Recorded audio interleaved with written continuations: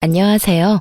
저는 얼마 전 남편과 이혼하고 시댁과의 지긋지긋한 인연도 끊어버린 30대 후반의 여자입니다. 살다 보면 정말 별 이상한 일을 겪기도 하는데 제게는 시댁이 그 이상한 일의 중심이었어요. 살면서 이 정도로 치사하고 더러운 인간은 난생 처음이었거든요. 그래서 오늘은 그 시댁 사람들이 한 짓에 대해 한번 까발려 볼 생각입니다. 저와 남편은 나이차가 좀 있어요. 제가 30대 중반이었을 때 남편은 40대 초반이었거든요. 솔직히 연애할 때 남편은 정말 못 봐줄 정도였어요. 나이 40에 돈 모아둔 것도 없었고 삐쩍 말라서 한마디로 엄청 불쌍해 보였어요. 게다가 직장은 중소기업조차 되지 않는 아주 작은 회사였고 월급도 그 나이 때 남자에 비하면 박봉이라고 할 만큼 적게 벌었어요. 그런데 왜 제가 그런 사람과 결혼을 했는지 궁금해하는 사람들이 있더라고요. 네가 도대체 뭐가 모자라서 그런 노총각한테 시집을 가? 남편과 제가 결혼한다고 했을 때 저희 언니가 했던 말이에요. 두 분 부모님은 원래부터 자식들 일에 가타부타 말하는 분들이 아니셨어요. 그저 지지와 응원을 보내주실 뿐 저를 비난하는 일은 없었죠. 그런데 저희 언니는 달랐어요. 언니는 무엇이든 저에게 솔직하게 말해줬거든요. 근데 사람이 참 착해? 한눈 팔 것 같지도 않고. 너 한 번 실패한 걸로 너무 눈이 낮아진 거 아니야? 네가 뭐가 모자라? 너 자존감이 낮아진 건 알겠는데 아무리 그래도 나보다도 훨씬 나이 많은 아저씨를? 사실 언니가 걱정하는 게 뭔지 알았어요. 하지만 저는 이때 굉장히 자신감이 하락해 있었거든요. 저에게는 30대 초반부터 사귄 남자가 있었는데 그 남자와 결혼을 앞두고 있었는데 남자가 바람을 펴서 결국 파혼에 이르렀거든요. 사람들이 결혼까지 안 간 게 다행이라고 했을 만큼 그 남자는 최악의 사람이었어요. 그리고 그 사건을 계기로 저는 자신감을 완전히 상실했죠. 제게 사기를 치려던 인간이 워낙 잘생긴 데다가 유들유들한 성격이었다 보니 무의식 중에 그런 남자와 정반대되는 사람을 고른 것 같기도 했죠. 그렇지만 정말로 그런 이유만으로 그 사람과 결혼하기로 한 건 아니었어요. 그만큼 그 사람이 순수하고 착했거든요. 그래서 더 끌린 거예요. 언니는 마음에 들어하지 않았지만 부모님은 좀 달랐어요. 시부될 분이 공무원이라 부모님이 좋아하셨거든요. 공무원이라는 직함이 주는 신뢰감이 저희 친정 부모님에게 딱 주어진 거죠. 그렇게 상견례를 무사히 마치고 세부적인 내용을 상의하러 시댁에 들리게 됐어요. 그리고 그때부터 저는 이 결혼에 불안을 가지게 됐어요. 저희 신혼집 이야기를 하는데 시모가 그러더군요. 결혼은 너희 알아서 하거라. 신혼집도 마찬가지야. 너 나이가 40이나 넘어서 어른들한테 의지하고 그러면 안 된다. 그러면 사람들이 욕해. 아직 돈 벌 수 있는 날도 많고 힘도 있지 않니? 그러니까 알아서 결혼해. 결혼식에 우리는 아버지 은퇴하고 나도 일 안 하니 신경 많이 못 써줄 거다. 그 말을 듣고 솔직히 좀 많이 당황했어요. 남편이 예전에 저한테 말한 적이 있었거든요. 자기가 여태 돈을 많이 못 모아둔 이유요. 월급 받을 때부터 시모에게 한 달에 100만 원씩 용돈을 드렸다고 했거든요. 솔직히 남편 월급이 정말 박봉인데 그 박봉에 매달 100만 원을 시댁에 드렸다니 기대를 좀 했거든요. 10년 넘게 그렇게 돈을 받아가셨으면 아들 장가갈 때 돈 좀 마련해 주실 수도 있겠구나 하고요. 그런데 아예 선을 딱 긋는 모습에 당황해버렸죠. 남편은 그걸 이상하게 생각하지 않더군요. 결국 저는 그날 돌아오는 차 안에서 남편에게 말했어요. 당신 결혼해서도 어머님한테 용돈 그렇게 드릴 거야? 그렇지 않을까? 여태 주던 걸 안 주는 것도 이상하고. 오빠, 잘 생각해.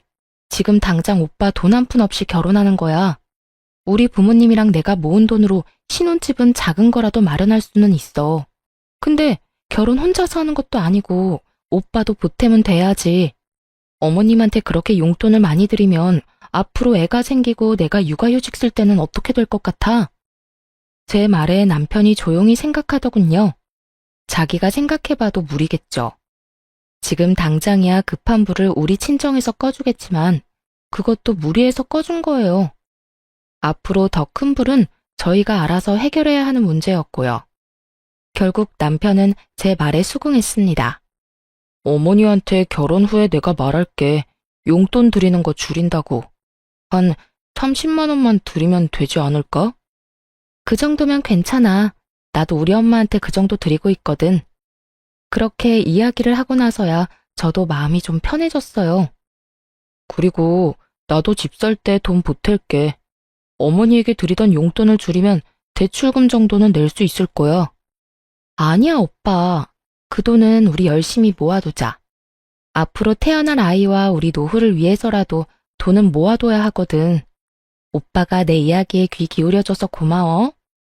그렇게 저희는 결혼했고 친정 부모님의 도움과 제가 모아놓은 돈으로 신혼집도 어렵게 장만할 수 있었어요. 작고 오래된 집이었지만 그래도 매매였어요. 서울이었으면 엄청 비쌌겠지만 지방이라 가격도 비싸지 않았어요. 그래도 대출 없이 집을 마련했다는 것만으로도 다행이었죠. 결혼하고 나면 좋은 일만 있을 줄 알았는데 그렇지만도 않더군요. 저는 간호사로 병원에서 일을 하는데 제가 일하는 병원이 시댁과 가까웠어요. 결혼한 그달부터 시모가 저를 매번 시댁으로 불렀어요. 저의 출퇴근 시간을 체크해서 꼭 일을 안 할 때 불렀어요. 그리고는 정말 쓸데없는 일들, 자기가 하기 싫은 일들을 저한테 시켰어요. 오늘은 설거지랑 냉장고 청소 좀 하고 가거라. 어깨가 아파서 아무것도 못하겠어. 냉장고 청소하고 나면 화장실도 좀 청소해 놓고 곰팡이 핀 곳이랑 줄눈 있는 부분 하얗게 만들어놔. 그렇게 말하며 자기는 소파에 앉아서 어깨를 통통 두드리며 TV를 보고 있더군요. 저는 보수적인 집단에서 자라서 시모가 며느리에게 일 정도는 시킬 수 있다고 생각해요. 나이 많은 연장자에 대한 공경이라고 생각한다면 못할 것도 없었죠.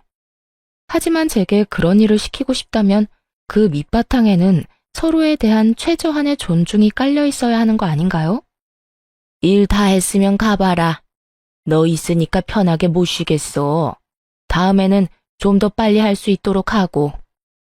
제가 시모의 일을 도와줬다면 수고했다 말 한마디, 따뜻한 눈길 한번, 그거라도 저한테 줬어야 맞는 거죠.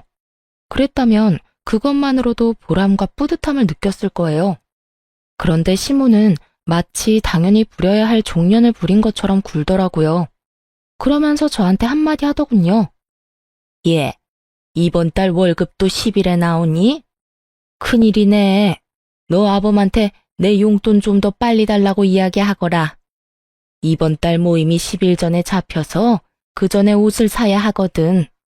자주 보는 것도 아닌데 한 번 입었던 옷을 입고 가는 것도 좀 그렇지 않니? 그이한테 물어볼게요. 물어볼 게 뭐 있어? 그냥 그렇게 하라고 하면 하는 거지. 정말 고압적인 자세로 그런 말을 하는 시모를 보며 시모가 저를 그리 반기지 않는다는 걸 알게 됐죠. 그날 저녁 저는 남편에게 시모가 용돈을 빨리 받기를 원한다고 말했고 남편은 이 기회에 용돈을 줄여서 드리겠다고 말하겠다고 했고 저도 함께 시댁에 가기로 했어요. 시댁에 가서 시모에게 봉투를 건넨 남편에게 시모가 의아한 듯 묻더군요. 그냥 계좌로 붙여주면 되지 왜 갑자기 현금을 가져와? 그렇게 이야기하며 봉투를 열어 확인하던 시모가 인상을 팍 찡그리더군요. 너 이건 뭐야? 왜 30만 원밖에 안 들어있어? 나머지 70만 원은 어디 갔니? 어머니, 그 일 때문에 드릴 말씀이 있어요. 저도 이제 결혼했고 아이도 곧 생길 건데 어머니 용돈으로 100만 원씩 드리는 건 좀 무리인 것 같아서요. 이번 달부터는 30만 원만 드릴게요. 너, 이게 무슨 짓이야? 설마 네 짓이니? 네가 우리 아들한테 바람 넣었어? 어머니, 그런 거 아니에요. 솔직히 지금 결혼하면서 마련한 신혼집도 이 사람이랑 장인어른께서 다 도와주신 거잖아요. 결혼할 때 저는 해간 것도 없고요. 지금 많이 저축해야 애가 태어났을 때 조금이라도 더 큰 집으로 이사갈 수 있겠죠. 네가 처갓집에 도움을 받았으면 그건 네가 해결할 일이지. 설마 처갓집에 도움 좀 받았다고 내 용돈 깎아서 사돈한테 돈 주는 거야? 그런 거면 엄마는 용납 못한다. 어머님, 그런 거 아니에요. 오빠가 여태껏 살면서 신세진 게 많아서 용돈을 그렇게 드렸잖아요. 하지만 이제는 분가해서 사는데 이러면 두 집 살림이라 돈이 더 많이 들어요. 당장 저 임신이라도 해서 일 못하게 되면 지금 모아놓은 돈으로 버텨야 하는데 저는 집 사느라 돈 다 썼고 오빠는 모아둔 돈도 한 푼 없어요. 그러니 지금부터라도 부지런히 모아야 아이 낳고 살죠. 그러니까 어머님이 이해 좀 해주세요. 무슨 이해를 해? 네가 뭔데? 우리 아들 월급 가지고 이래라 저래라 하는 거니? 너 결혼했다고 우리 아들 월급까지 네 맘대로 할 수 있다고 생각하는 거 큰 오산이야. 왜 네가 중간에서 난리야? 굴러 들어온 돌이 박힌 돌 뺀다더니 딱 그 꼴이구나. 너 이런 식으로 우리 아들이 나한테 주는 돈 갈취하려고 결혼하자고 한 거니? 결혼할 때부터 이상했지. 다 늙은 노총각하고 30대 중반의 젊은 여자가 왜 결혼을 하겠어? 너 돈 때문에 우리 아들이랑 결혼한 거지? 막말도 이런 막말이 없었습니다. 어떻게 노총각이 돼서 겨우 결혼한 아들 앞에서 그런 소리를 하는지 이해가 안 갔어요. 사람을 돈 보고 결혼하는 여자로 몰아가니 저도 참을 수가 없었어요. 어머님, 돈 보고 결혼했으면 제가 이 사람이랑 결혼을 왜 하겠어요? 지금 돈 쓴 것만 봐도 그래요. 저희 집이랑 제가 다 했지 이 사람이랑 어머님이 뭐라도 해주신 거 있으세요? 결혼할 때 그러셨잖아요. 결혼할 때 도움 같은 거 바랄 생각하지 말라고요. 그래서 저희 쪽에서 다 했는데 지금 무슨 말씀하시는 거예요? 결혼 축의금까지 싹싹 긁어가셨으면서 어머님은 저한테 그런 말 하시면 안 되죠. 얘 말하는 것 좀 봐. 어디 어른한테 두 눈 똑바로 뜨고 큰 소리야? 내가 돈 안 해줬다고 너 지금 나한테 큰 소리 치는 거야? 너희 집에서 집해왔다고 유세 떠는 거냐고. 어머님이 먼저 저를 돈 보고 결혼한 여자 취급하셨잖아요. 그리고 제가 틀린 말 했어요?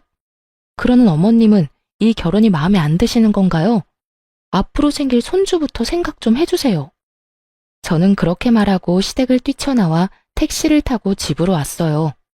집에 있으니 남편이 슬그머니 집으로 들어오더군요. 괜찮아? 엄마가 그런 식으로 말해서 많이 속상했지. 내가 엄마한테 잘 이야기해놨어. 앞으로는 30만 원만 드리기로 이야기 다 됐어. 나도 오빠한테 미안해. 결혼한 지 얼마 안 돼서 이렇게 큰 소리 내고 할 건 아니었는데. 나 지금 몸 상태가 정상이 아니거든. 사실은 내 뱃속에 우리 아이가 있어. 결혼식 직전에 생긴 소중한 아이가 있어서 나도 모르게 흥분한 것 같아. 호르몬 변화 때문에 감정 기복이 좀 생겼거든. 정말? 아이가 생기다니. 그래서 당신이 그렇게 흥분해서 말했구나. 앞으로는 내가 잘할게. 내가 우유부단한 탓에 당신한테 상처 준 것 같아서 미안해. 이런 남편이 있어서 저는 견딜 수 있었어요. 그런데 시모는 포기를 모르는 집념을 가졌더라고요. 용돈을 줄이겠다고 한 그 다음 주에 바로 연락이 왔어요. 아들, 우리 집이 너무 오래되고 크니까 좀 더 작은 곳으로 갈까 싶다. 그런데 늙어서 시골 들어가는 것도 병원 가는 거 힘드니 안 되고 내가 다니던 병원 근처에 가고 싶은데 돈이 좀 모자라네. 네 이름으로 대출 받아서 돈 좀 마련해 봐라. 옆에서 시모 전화를 함께 듣고 있던 제가 한마디 하려는데 남편이 저를 말리더군요. 어머니, 제가 좀 더 안정기가 되면 말씀드리려고 했는데 저희 아이 생겼어요. 그래서 앞으로 돈 쓸 일은 좀 피할 생각이에요. 지금 있는 집 수리할 곳 있으면 말씀하세요. 제가 보고 수리해야 하는 곳은 수리할게요. 그런데 지금 당장 돈 마련하는 건 무리예요. 아이? 너희 아이가 생겼어? 거짓말 아니야. 나한테 돈 주기 싫어서 애 생겼다고 거짓말하는 거 아니냐고. 무슨 그런 걸로 거짓말을 해요. 어머니, 이제 좀 그만하세요. 저는 괜찮은데 와이프 상처받는 건 안 보고 싶어요. 죄송해요. 그렇게 전화를 끊는 남편을 보니 그제야 마음이 놓였어요. 시모의 그런 막무가내 요청도 막을 수 있게 됐잖아요. 그리고 작은 집으로 옮기면서 돈이 더 필요하다는 시모 말은 진짜 듣고만 있어도 어질하더라고요. 사실 시모는 전업주부로 시부가 주는 돈으로 생활했었는데 사치가 좀 있었거든요. 과시욕도 있고 함께 모임하는 사람들 따라가려니 시부 용돈만으로는 버거웠던 모양이었어요. 그러니 아들 용돈으로 10년 동안 사치스럽게 생활한 모양이었죠. 며느리가 생겨서 이제 그런 생활을 청산해야 하는데 쉽지 않으니 이런 식으로 매번 돈을 요구했어요. 집도 비싼 집으로 가려는 이유는 뻔해 보였어요. 지인들에게 자랑하고 싶었던 모양이었어요. 땅값 비싼 곳으로 이사 갔다고 말이죠. 손주가 생기니 결국은 더 이상 돈을 요구하지는 않더군요. 하지만 그 뒤로는 좀 더 치사한 방법으로 저를 괴롭히기 시작했어요. 제게 반감을 가지고 있다고 생각했는데 나중에 그 속내를 확인하고는 소름이 돋았어요. 평범한 사람이라면 상상도 못할 검은 속내가 있더라고요. 저는 결혼과 동시에 임신을 했고 아이를 낳았어요. 딸은 시모의 의심과는 다르게 남편과 무척 똑같이 생겼었어요. 아무도 남편 아들이 아니라고 생각도 못할 정도로 말이죠.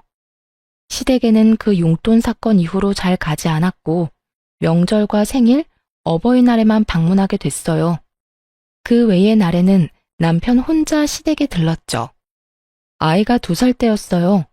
음식을 차리는 건 거의 다 제 몫이었어요. 시모는 절대로 저를 도와주지 않았어요. 딱 하나, 밥만 시모가 했죠. 그런데 그보다 더 짜증나는 일은 따로 있었어요. 밥을 먹으려고 할 때마다 저를 바깥으로 심부름을 보냈거든요. 시댁에서 마트까지는 적어도 걸어서 왕복 20분은 걸렸어요. 가는데 10분, 장 보는데 10분, 오는데 10분이면 총 30분을 보내는 거죠. 심부름은 항상 간장이나 막걸리, 음료수 같은 액체로 된 무거운 물건들이었죠. 미리 사두면 될 것인데 항상 그렇게 저를 시켰어요. 그리고 갔다 오면 다들 밥을 다 먹고 저는 남아있는 찌꺼기만 먹어야 했죠. 게다가 그뿐이면 말을 안 해요. 항상 제 몫에 새밥만 없어서 찬밥을 줬는데 그 밥에서는 항상 쉰내가 났어요. 어머니, 이거 상한 것 같아요. 어머, 어쩌니? 밥이 없는데 햇반이라도 사와서 먹어. 그러면서 또 내보내는 거예요. 한 번이면 실수였나 보다, 정신이 없었나 보다 싶지만 매번 갈 때마다 이런 패턴이니 나중에는 아무리 바보라도 제가 괴롭힘을 당한다는 걸 알게 될 수밖에 없잖아요. 게다가 이번에 명절에 들렀을 때는 제가 아이를 돌보느라 허리에 디스크 증상이 심해서 고생했던 날이었어요. 시모가 밥을 다 차리게 해놓고는 저에게 또 일을 시키더군요. 예, 내가 보니 간장이 뚝 떨어졌더라. 너 지금 마트 가서 간장 좀 사와.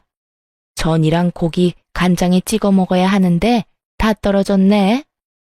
아까 전에 요리할 때 확인했을 때는 남아있었던 간장이 하나도 없더군요. 간장을 다 비워버린 모양이었어요. 저는 웃으면서 옆에 앉아있는 남편한테 말했어요. 여보, 좀 다녀와요. 나 허리 때문에. 맞다. 어머니, 제가 금방 다녀올게요. 남편이 그렇게 말하며 후다닥 자리에서 일어섰어요. 예, 네가 왜 가? 넌 밥 먹어야지. 이런 일은 원래 며느리가 하는 거다. 어머니, 와이프 지금 허리가 많이 안 좋아요. 병원에서 디스크 증상 너무 심해서 조심하라고 했거든요. 무거운 거 특히 들지 말라고요. 그러니까 제가 다녀올게요. 여보, 조심해서 갔다 와. 금방 다녀올 테니까 다들 밥부터 드세요. 와이프 오늘 점심도 제대로 못 먹어서 배고플 거예요. 그렇게 말하고 남편이 나가버렸죠. 저는 말했어요. 아버님, 식사 늦어서 배고프시죠? 얼른 밥 내올게요. 예, 너는 남편이 없는데 밥이 넘어가니? 어머님, 남편 걱정보다 아버님이 걱정돼서 그렇죠. 아버님도 배 많이 고프실 거예요. 점심을 너무 일찍 드셔서. 그래도 사람이 없으면 기다릴 줄 알아야지. 넌 어떻게 돼 내가 인정머리가 없어? 그만하고 밥 내와. 한 사람 없다고 나머지가 굶는 게 말이 되냐고 했던 게 당신이었잖아. 어서 밥 가져와. 배고파 죽겠네. 그럼 좀 기다려요. 아직 밥 덜 됐는데. 시모 말과는 달리 밥솥의 밥은 이미 예전에 완성되어 있었어요. 이쯤 되니 너무 명확하더군요. 여태 일부러 저에게 밥을 늦게 먹이려는 거였어요. 민기적거리는 시모 때문에 결국 밥은 남편이 오고서야 먹게 됐죠. 정말 오랜만에 모든 가족이 동시에 먹는 밥이었어요. 그리고 이번에도 시모는 제게만 쉰내 나는 밥을 내놓더군요. 여보, 나 속이 안 좋아서 그러는데 내 밥 나눠 먹자. 당신은 많이 먹어야 해. 내가 이렇게 살찌우느라 얼마나 힘썼는지 알지? 배고프다고 하지 않았어? 갑자기 속이 왜 안 좋아? 근데 어머니, 밥이 이상한데요? 상한 것 같은데 새 밥 없어요? 더 이상 밥은 없다. 밥 먹고 싶으면 햇반 사와서 먹던지. 아니면 너희 집에 가서 먹거라. 그래요? 그럼 저는 나가서 밥 먹고 들어갈게요. 그럼 명절 잘 보내세요, 어머님, 아버님. 당신은 어떻게 할 거야? 밥 먹고 올 거야? 그냥 내 밥 먹어. 내가 안 먹으면 되는데. 아니야. 당신도 요즘 몸 안 좋은데 그거 먹어서 되겠어? 그냥 나는 애랑 나가서 먹을 테니까 걱정 말고. 그렇게 말하며 저는 짐을 챙겼어요. 그러자 남편이 따라오더군요. 여보, 같이 가. 어머니, 다음에 와서 먹을게요. 아이, 밥은 먹고 가야지. 이거 다 어쩌라고? 어머님이랑 아버님이 많이 드세요. 저희는 그러면 먼저 가보겠습니다. 그렇게 저희를 붙잡는 시모를 내버려두고 밖으로 나왔어요. 속이 시원하더라고요. 왜 여태까지 이러지 않았나 싶었어요. 그렇게 외식을 하고 집으로 돌아왔어요. 그리고 그 뒤로 시댁에서 연락 오면 남편만 보냈어요. 며느리 취급도 안 해주는 시댁에 갈 필요가 있을까요? 그런데 그렇게 몇 번 남편만 보냈더니 시모가 전화가 왔더군요. 너 요즘 왜 집에 안 오니? 며느리가 돼서 집안 행사에 얼굴도 안 보여? 이런 식으로 할 거면 결혼은 왜 했니? 우리 아들 혼자서 여기저기 다니도록 만들 거면 네가 며느리 실격인 거지. 그냥 이럴 거면 이혼을 해. 우리 얼굴 보기도 싫으면 그냥 이혼하면 되지. 뭐하러 질질 끌어? 어머님, 좀 흥분하신 것 같네요. 갑자기 전화 와서 이혼하라고 하셔도 저희는 그럴 생각이 없어요. 그럴 생각이 없으면 우리가 하라는 대로 해야지. 너 혼자 살 거면 뭐하러 결혼을 했어? 시모가 남편에게 무슨 말을 들었는지 말하지 않아도 알겠더라고요. 저는 남편에게 시모와 이야기할 때 혹시라도 돈과 관련된 이야기가 나오면 무조건 선을 지키라고 했거든요. 아마 또 돈이나 달라고 했겠죠. 남편은 거절했을 테고. 그러니 저한테 전화와서 이 난리를 피우는 거겠죠. 시모는 남편에 대한 통제권이 저한테 넘어온 것이 화가 날 정도로 열받는 것처럼 보였어요. 실제로 저는 남편을 통제하는 짓은 하지 않았어요. 다만 함께 살기 위해서 서로 간에 지켜야 할 선을 정해줬을 뿐이었죠. 결혼한 부부가 자기 가고 싶을 대로 가면 부부 생활이 유지될 리 없잖아요. 게다가 시모의 저 행동은 진짜 문제가 있다고 생각했어요. 어머님, 저는 저고 남편은 남편이죠. 부부가 일심동체라도 매일 같이 다녀야 한다는 법은 어딨나요? 그리고 남편이 애도 아니고 혼자 다니는 게 왜 안 되나요? 어머님이 너무 예민하신 것 같네요. 이혼 이야기는 못 들은 걸로 할게요. 넌 뭐가 그렇게 당당하니? 우리 아들한테 무슨 말을 어떻게 했길래 마누라 이야기만 하면 난리야. 그리고 너 우리 아들한테 도대체 뭐라고 하길래 애가 내 말을 듣지를 않아. 네가 내 아들을 너 좋을 대로 써먹고 있잖아. 그건 내 아들이야. 내 아들이 번 돈은 내 돈이고 내가 키워준 값 받겠다는데 네가 중간에서 그걸 낚아채? 내가 가만히 있을 줄 아니? 너 두고 봐라.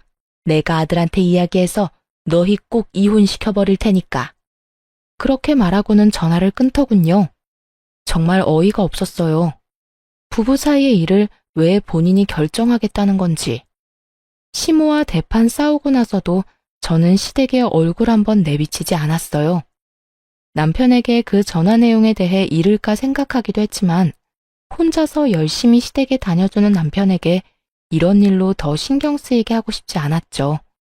그런데 그 전화 이후로 남편이 점점 이상해지더군요.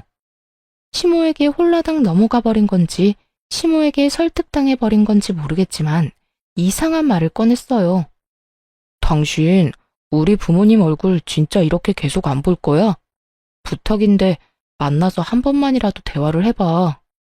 대화? 아버님하고 대화하라면 언제든지 할 수 있어. 그런데 어머님은 아니잖아. 대화 자체가 성립이 안 돼. 이미 나를 싫어하시는 분이야. 만나면 싸움만 하는데 대화도 할 마음이 있는 사람들끼리 하는 거지. 엄마도 당신하고 이야기하고 싶다는데 당신이 좀 굽히고 들어가주면 안 될까? 여태까지 당신이 원하는 대로 해줬으면 이번 한 번 정도는 당신이 양보해줘도 되지 않을까 싶은데. 그러나 저는 반대했어요. 절대로 받아들이고 싶지 않았어요. 이혼을 하라 마라 전화로 요구하는 시모와 대체 무슨 대화를 나눈다는 말이죠? 그런데 저는 그런 시모와 결국 한 자리에서 만나게 됐어요. 모든 것이 남편의 그림이었죠.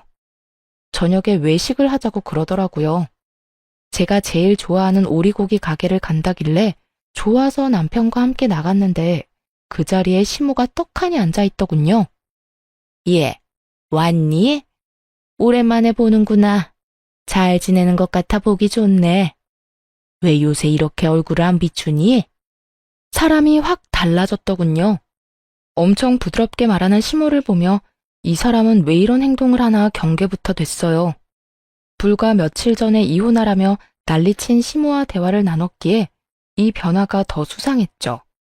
그러니 당연히 말이 곱게 나갈 리가 없었죠. 제가 얼굴을 안 비추는 이유는 어머님이 잘 아실 것 같은데요. 뾰족하게 가시가 돋친 제 말에 갑자기 시모가 얼굴을 손바닥으로 감싸더니 엉엉 울더라고요. 얘야, 미안하다. 내가 시집살이를 시키려고 시킨 건 아니다. 나는 다 너 욕먹지 말라고 그런 거야. 어디 가서 며느리 네가 하고픈 대로 하면 사람들이 배운 거 없다며 욕할 테니까. 그래서 내가 미리 너에게 가르쳐 준다는 것이 너를 오해하게 만들었어. 미안하다. 지금 왜 우세요? 정말 할 말이 이거 말고는 나오지 않았어요. 이 사람이 왜 이러나 싶었다니까요. 네가 화난 것도 알겠는데 도대체 내가 뭘 그렇게 잘못했니? 나는 다 너 잘되라고 한 거야. 그러니까 오해 풀고 다시 우리 집에도 들리고 우리 아들이랑 같이 잔치에도 나오고 그래. 네가 화났다고 해서 우리 아들에게까지 피해를 주는 건 아니잖니. 게다가 요즘에는 나도 며느리한테 버림받았냐며 사람들 입방아에 오르내리는 상황이라 어디 나가기도 무섭고. 다 내가 잘못했다. 그러니까 제발 용서해주면 안 되겠니? 완전 불쌍한 척 쇼를 하고 계시더라고요. 왜 울어요? 울고 싶은 건 저였는데. 그리고 자기가 뭘 잘못했냐니 전화로 이혼하라며 난리치던 건 잘못이 아닌가요? 제가 당황해서 입만 벌리고 있는데 남편이 그러더군요. 여보, 우리 엄마가 사과하잖아. 그러니까 이제 그만 사이좋게 지내줘. 중간에서 고생하는 날 생각해서라도. 게다가 어머니가 이렇게 울면서 사과하실 정도면 정말로 당신이랑 잘해보고 싶어서 그런 거야. 나는 지금 이 상황 자체가 이해가 안 돼. 어머님이 왜 울면서 나한테 사과를 하셔? 불과 며칠 전에 전화 와서 당신이랑 이혼하라고 하셨어. 게다가 당신도 알다시피 상한 밥, 그거 당신은 그날 처음으로 받겠지만 나는 결혼 후 내내 그 상한 밥이 나왔다고. 그것뿐인 줄 알아? 결혼 직후에는 식모처럼 시댁에 불러서 일 시켰잖아. 나더러 지금 그런 상황에 잘해보라고? 나는 어머님의 사과가 진짜라는 생각이 안 드는데. 그런 것들 다 통틀어서 미안하다고 먼저 사과하시는 거잖아. 당신 이렇게 속이 좁은 사람이었어?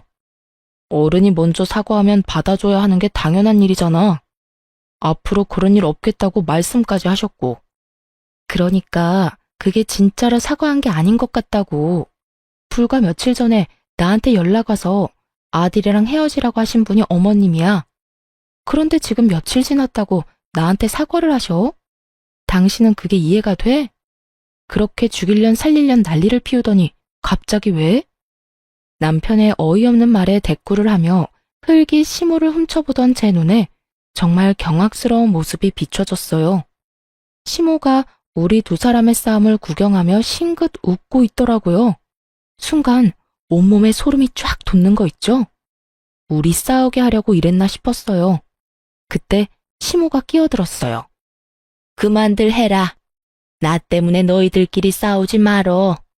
아들아, 나는 할 만큼 다 했다고 생각한다. 네가 며느리랑 사이좋게 지내라고 해서 사과까지 했어. 내가 뭘 잘못했는지는 모르겠지만 그런 일들이 실수라고 말한들 네 처한테 먹히지도 않겠지. 네가 며느리와 헤어진다고 해도 나는 안 말린다. 어른인 내가 먼저 사과까지 했는데 그 사과마저도 안 받아들인 사람이야. 그런 사람을 집에 데려다 놓는 거 반대다. 그러니 앞으로는 너도 우리 집에 오지 말거라. 어머니, 갑자기 그게 무슨 말씀이세요? 저랑 연을 끊으시겠다는 말이에요? 그래, 네 처가 이렇게 협조가 안 되면 우리가 연을 끊는 게 맞는 거지. 시모는 교묘하게 남편을 선동하기 시작했어요. 양자택일이었죠. 와이프냐 부모냐 고르라는 거였어요. 남편이 중간에서 갈팡질팡 하더군요. 저는 그 갈팡질팡에 더 배신감이 느껴졌어요. 어머니, 저는 영 끊을 생각 없어요. 우리도 너와 영 끊을 생각은 없었어. 그런데 네 마누라를 봐라. 아주 완고하잖니? 고집이라는 고집은 있는 대로 부리고 어른들이 머리를 낮추고 들어가도 빳빳하게 고개 들고 나한테 따지는 거 못 봤니? 나는 그런 여자는 며느리로 두고 싶지 않다. 내가 자존심 다 내려놓고 사과하면 뭐하니? 받아줄 생각이 없는데. 당신 진짜 우리 엄마랑 화해 안 할 거야? 엄마가 이렇게까지 말하는데 도대체 뭘 더 바래? 와, 당신이 이렇게까지 이기적인 사람인지 몰랐어. 나랑 우리 엄마가 이렇게 고개 숙이고 들어갔으면 받아주는 척이라도 해야 하는 거 아니야? 그리고 막말로 시댁 어른이잖아. 어떻게 너는 네 생각만 해? 네가 힘들다고 나랑 부모님 관계 다 망쳐놓는 게 말이 되는 일이야? 아들, 됐다. 더 이상 설득하려 하지 마. 이해가 안 되는 사람들은 평생 이해를 못해. 내가 이것 하나만 확실히 말하마. 재산 분할은 확실하게 해라. 돈 문제는 확실하게 해야 뒤탈이 없어. 너희가 이혼을 하든 뭘 하든 상관은 없는데 이 엄마는 네가 재가를 해도 더 좋은 여자를 만날 수 있을 거라고 확신해. 아예 이혼을 하라고 등을 떠밀고 있더군요. 결국 식사도 제대로 못하고 집으로 돌아온 저는 남편에게 말했어요. 진짜 나랑 헤어질 거야? 당신이야말로 나랑 헤어지고 싶지 않으면 어머니 말씀 좀 들어. 일 그거 시키는 거 가지고 왜 그렇게 민감하게 굴어? 어르신 힘 없으니 며느리한테 일 시킬 수도 있지. 그냥 일 시키는 거면 나도 해. 근데 일을 하고도 수고했다 한마디 해주는 법이 없잖아. 마치 당연한 듯이 집에 딸린 종 부리듯이 하는데 내가 왜 화가 안 나겠어? 반대로 생각해보라고. 우리 엄마가 오빠를 마음대로 불러서 일 시켜먹고 일 다 했으니까 빨리 너희 집에 가라고 하면 기분이 좋겠어? 그리고 어머님 아까 나한테 사과하신 것도 다 거짓말이야. 우리 둘이 싸울 때 어머님 웃고 계셨다고. 너 도대체 어디까지 우리 엄마를 모욕할 거야? 엄마가 왜 그런 짓을 하는데? 울면서 사과하는 모습이 애처로워 보였는데 네 눈에는 그게 웃는 것처럼 보였어? 아, 진짜 말이 안 통하네. 우리 이혼이라도 해봐. 어머님이 당신한테 돈 이야기 안 할 것 같아? 분명히 돈 이야기할 거 뻔하다고. 어머님 용돈이 나 때문에 줄어들었다고 생각하시니까 당연히 우리 둘 이혼시키고 싶어 하시는 거고 다 당신 돈 때문에. 그만 좀 해. 부모님이 나한테 그럴 리가 없잖아. 여태껏 내가 부모님한테 드린 거야. 그리고 틀린 말은 아니잖아. 당신 때문에 줄였던 거. 그래서 내가 어머님한테 주는 용돈 적게 주라고 했다고 지금 나한테 화내는 거야? 그러면 적게 주자고 했을 때 차라리 화를 냈었어야지. 당신도 거기 수긍했으면서 왜 이제 와서 사람 뒤통수를 때리는 건데? 됐다 됐어. 그냥 헤어지자. 이혼해. 나는 내 말 믿지 않으려는 사람하고 더 이상 같이 살기 싫어. 진짜 이렇게까지 해야겠어? 좀 굽히고 들어가라고. 싫다고. 어머님 저러는 거 당신에 대한 통제권을 나한테 뺏겠다고 생각해서 그런 건데 게다가 울면서 사과하는 사람이 뒤에서 웃고 있으면 그게 진심일 리가 없잖아. 당신하고는 말 안 통하니까 그냥 이혼해. 나도 이딴 식으로 매번 부딪히기 싫으니까. 저는 그렇게 남편과 이혼 서류를 냈어요. 결국 남편에 대한 통제권은 시모에게 넘어갔고 저와 남편은 이혼 소송을 진행했어요. 서로 변호사 선임한 직후 저는 남편에게 시모와의 마지막 통화 내용을 보내줬어요. 저도 예전에 자동 녹음 기능을 켜놨던 건데 그게 켜져 있어서인지 시모와의 대화가 자동으로 녹음이 됐더라고요. 그 통화 내용이 남편에게 어떤 식으로 작용했는지 모르겠지만 통화 내용을 보내고 나서 며칠 뒤에 남편이 잠깐 만나자고 하더군요. 이혼 때문에 할 이야기가 있다고요. 저는 만날 생각 없었지만 남편이 제가 일하는 병원 앞으로 찾아와서 기다리고 있더라고요. 결국 남편과 대화를 하게 됐는데 살이 엄청 빠졌더라고요. 고작 몇 주 만에 말이죠. 무슨 일로 보자고 한 거야? 난 할 말 없어. 이야기는 변호사 통해서 하면 되잖아. 여보, 이혼은 없던 일로 하면 안 될까? 당신이 그때 그랬지. 어머니가 내 돈 때문에 이혼하라고 하는 것 같다고 말이야. 정말로 그런 것 같아서 그래. 어머니한테 당신이 이혼하자고 했다고 하니까 갑자기 웃으시면서 잘 됐다고 하시더니 용돈부터 100만 원으로 다시 올려달라더라. 난 잘못 들은 건 줄 알았어. 당신 말대로 돈 이야기부터 할 줄은 정말 상상도 못해서. 남편은 경황이 없는 목소리로 제게 하소연하듯 말하더군요. 그래서? 그래서라니. 당신 말이 다 맞았으니까 내가 잘못했다고. 그러니까 우리 이혼 없던 걸로 해줘. 내가 알던 어머니가 아니었어. 그러니까 당신이 맞았던 거지. 그 전화 내용도 확인해보니까 다 사실이었고 어머니가 그때 나한테 한 말이 더 소름 끼쳤어. 다음에는 용돈 많이 주는 돈 많이 버는 며느리 찾으라고.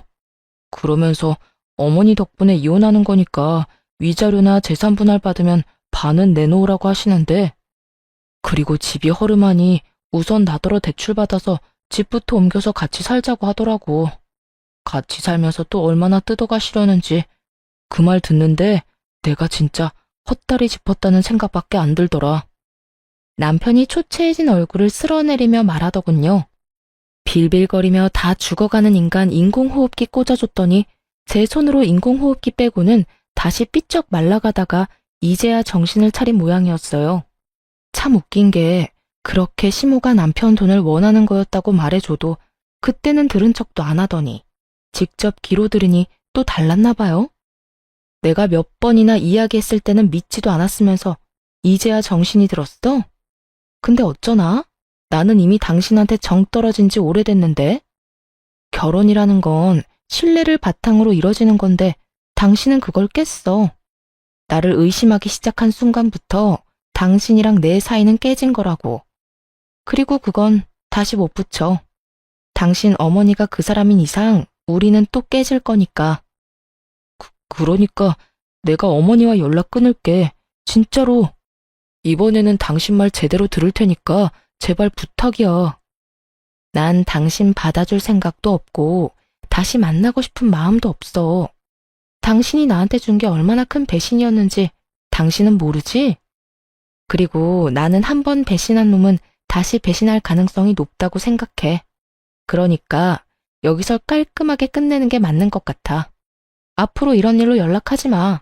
그리고 당신이 당신 엄마랑 연을 끊든 말든 이제 와서 나랑 무슨 상관이야? 이 이혼은 당신 선택으로 결정된 건데 진짜 진짜 웃기다. 어머니 탓하면 마음이 좀 시원하니?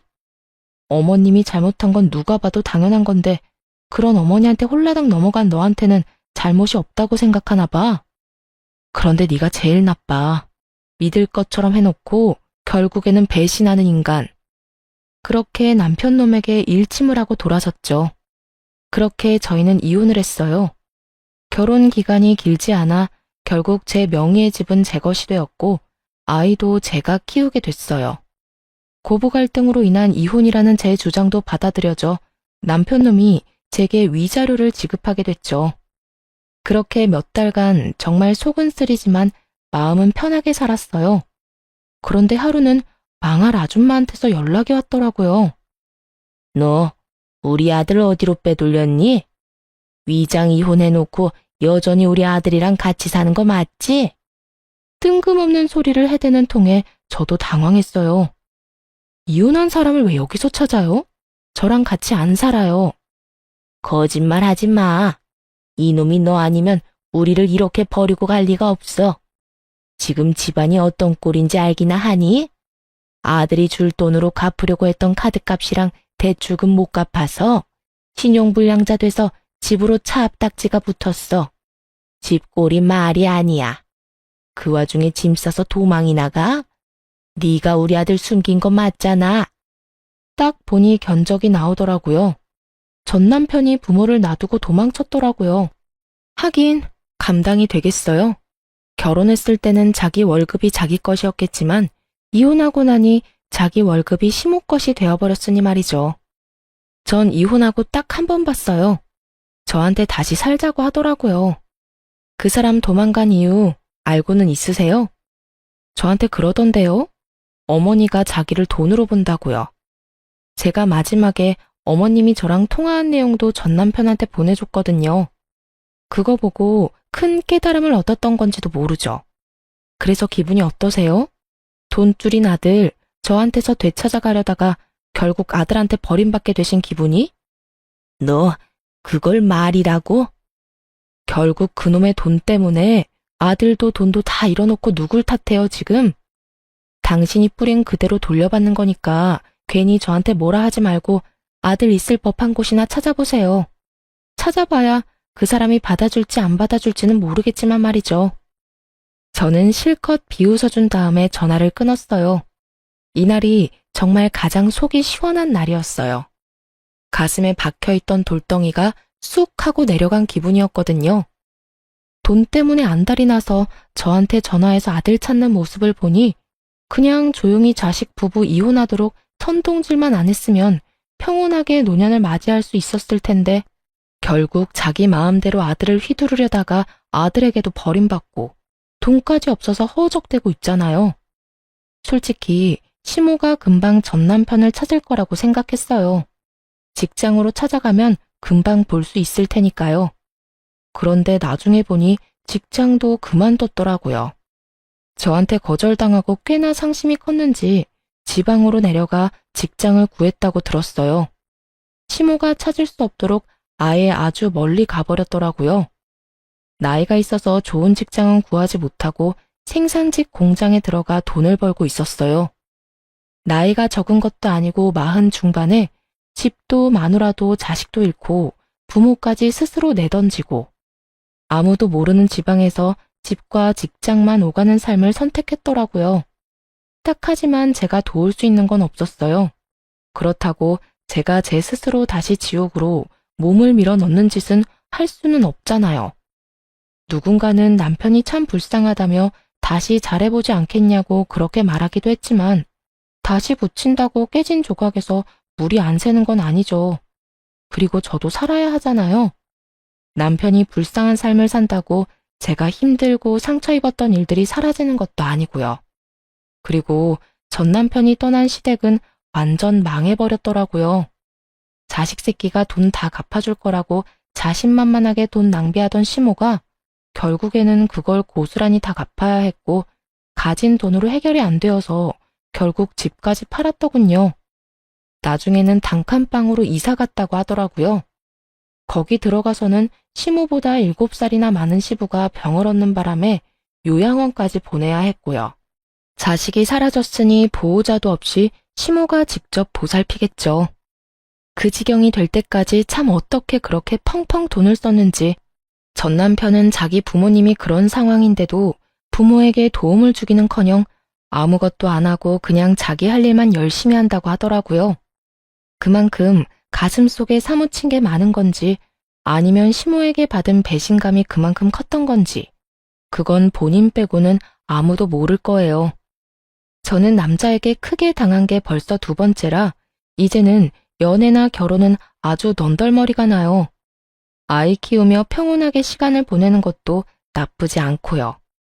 간호사 일이 바쁘기는 하지만 이제는 큰 병원에서 나와서 개인 의원에서 일을 하며 시간을 좀 더 여유롭게 쓰고 있거든요. 그래서 아이와 함께할 시간도 더 많고요. 자식을 돈으로 생각하는 시모가 어디까지 망가진지 확인하고 나니 아이를 키울 때 더 신중해지더라고요. 저런 부모는 되지 말아야겠다는 생각을 자주 해요. 제 글을 읽고 계신 여러분들도 주변에 자식을 돈으로 생각하는 부모나 시부모가 있으면 조심하세요. 욕심은 한도 끝도 없더라고요. 저는 그래도 초반에 빠져나올 수 있어서 천만다행이라고 생각하고 있거든요. 글을 쓰다 보니 길어졌네요. 글 읽어주셔서 무척 감사합니다. 모두들 좋은 하루 보내세요.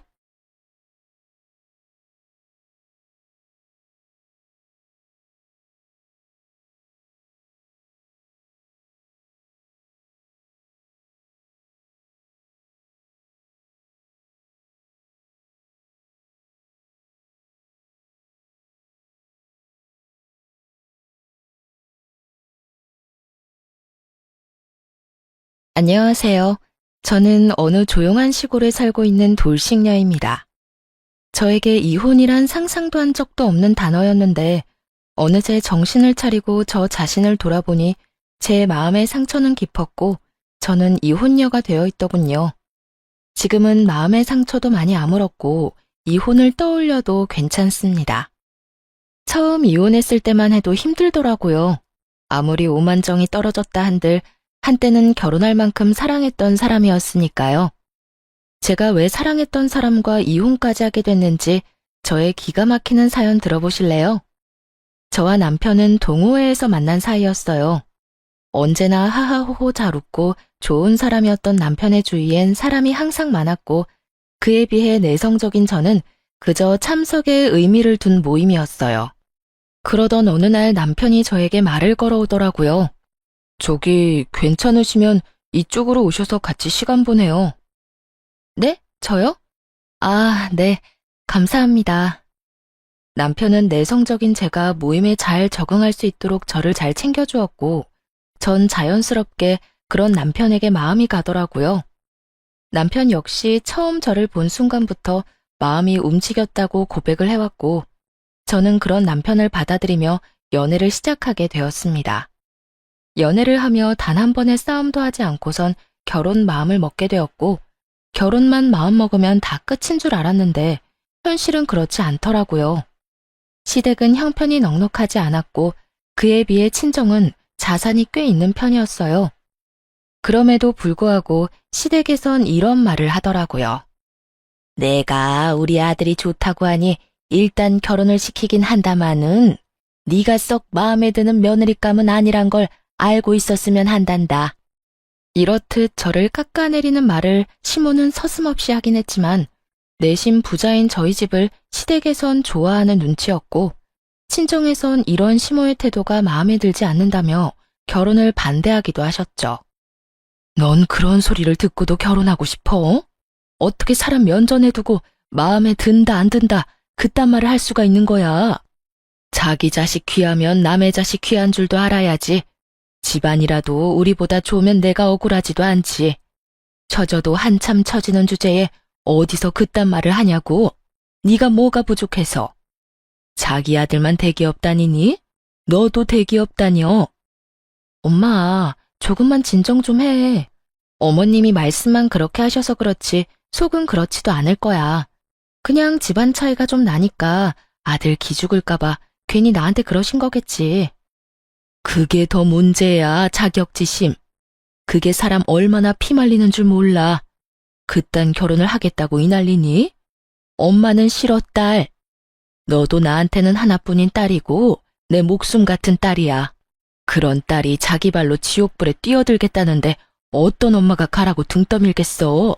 차라리 내가 뛰어들고 말지. 엄마, 나 진짜 그 사람 사랑해. 내가 현명하게 잘 대처하면서 살게. 엄마는 알잖아.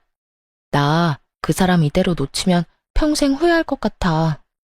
미안해요. 이런 문제로 엄마 속상하게 해서. 정말 속상해서 죽겠어. 난 너를 귀하게 키웠는데 넌 왜 이런 취급에도 아랑곳하지를 않니? 그깟 사랑이 뭐라고? 한 번만 더 생각해봐. 더 깊이, 더 신중하게 생각해보고 다시 이야기하자. 전 이러한 부모님의 반대에도 남편을 사랑했기에 부모님을 설득해 결혼을 하게 되었고, 이젠 행복한 일만 남았다고 생각했습니다. 반대와 만류에도 설득하고 또 설득해서 한 결혼. 처음엔 참 행복하고 너무나도 좋았어요. 사랑하는 사람과 밤늦게 헤어질 일도 없고, 온종일 함께 할 수 있는 주말이 오면 집엔 웃음소리가 끊이질 않았었죠. 그렇게 행복한 신혼생활에도 문제는 있었어요. 그건 다들 예상하다시피 시모의 간섭이었습니다. 그때 당시 저는 남편과 회사는 달랐어도 남편과 마찬가지로 대기업에 다니고 있었는데 하고 싶은 공부가 생겨 회사를 그만두고 공부를 위해 이리저리 알아보고 있을 때였어요.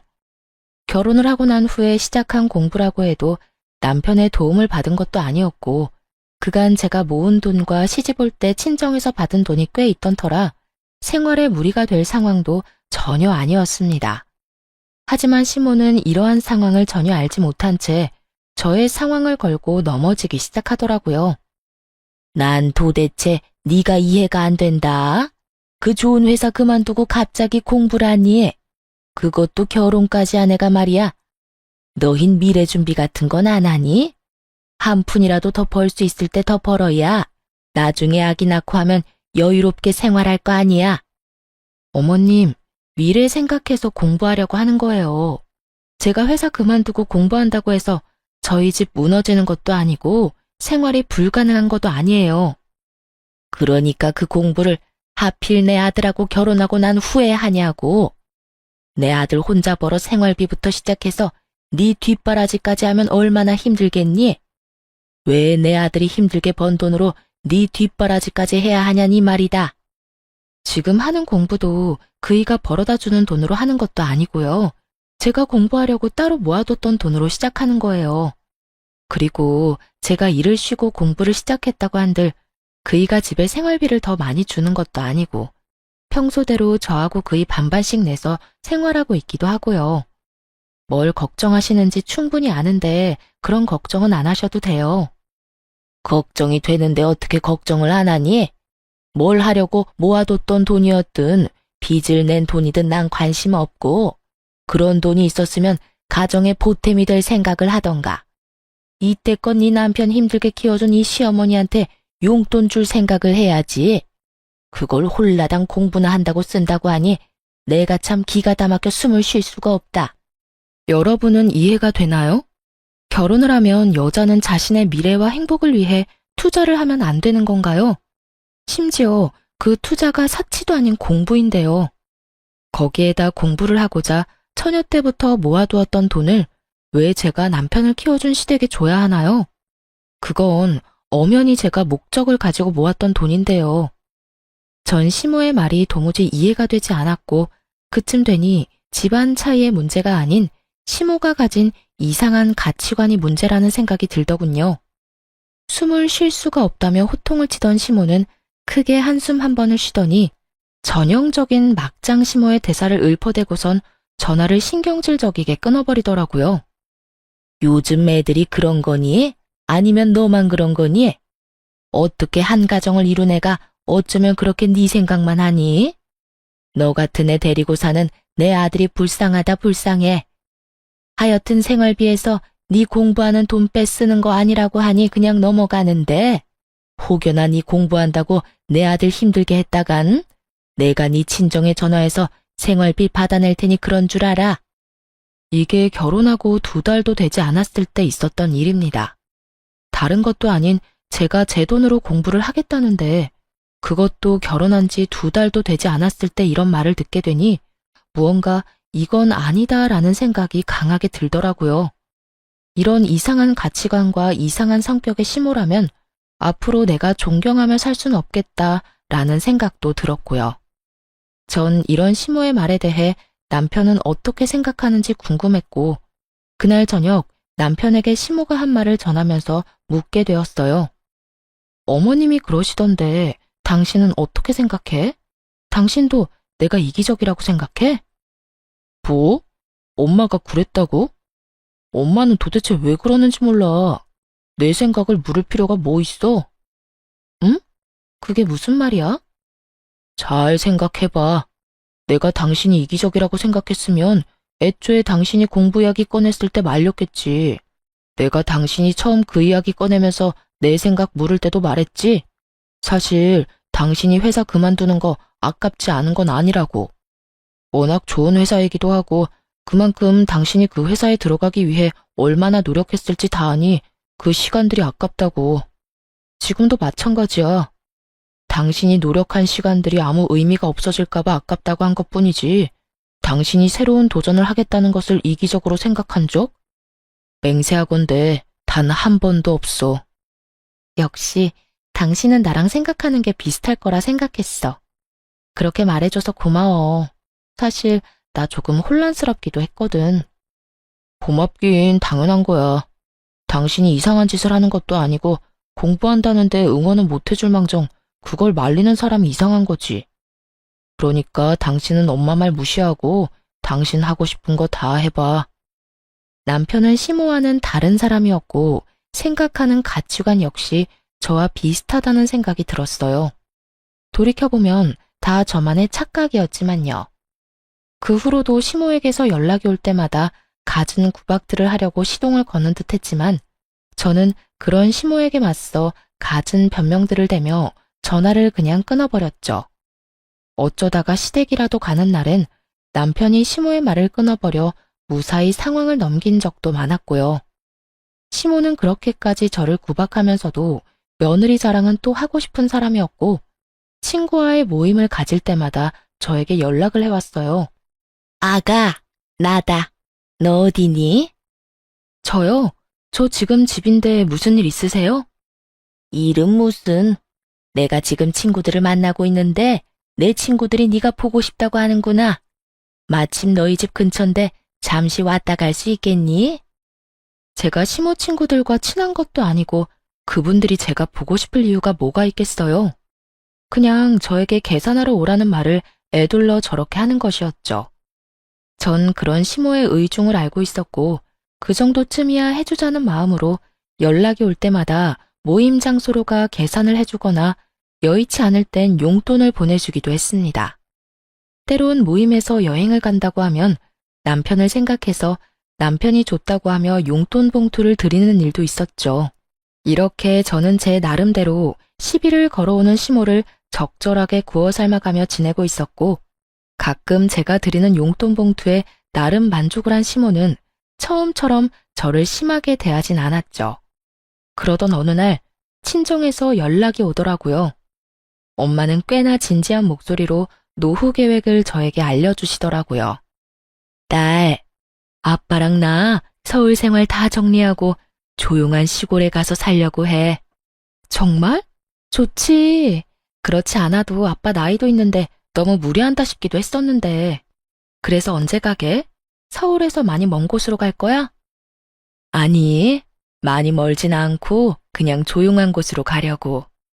조만간 가게 될 거야. 정리가 다 되는 대로 가려고.